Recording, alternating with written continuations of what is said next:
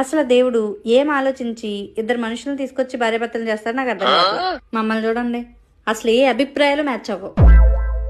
ఆయనకి ఇంట్లో కూర్చొని ఫోన్ చూసుకుంటూ రెస్ట్ తీసుకోవడం అంటే ఇష్టం. నాకేమో ప్రతిరోజు బయట తిరిగమన్నా తిరిగి వస్తా. నాకు బయట ఫుడ్ తినడం అంటే చాలా ఇష్టం. మా హస్బెండ్కి ఏదైనా ఇంట్లోనే వండి పెట్టాలి. మా హస్బెండ్ టీ కాఫీలు అస్సలు తాగరు. నాకు టీ లేనిదే రోజు గడవదు. ఎన్నిసార్లు అయినా తాగుతా. నేను ఏ అకేషన్ అయినా ఫెస్టివల్ అయినా చిన్న చిన్న మెమరీస్ని కూడా ఫొటోస్ వీడియోస్ తీసుకోవాలనుకుంటా.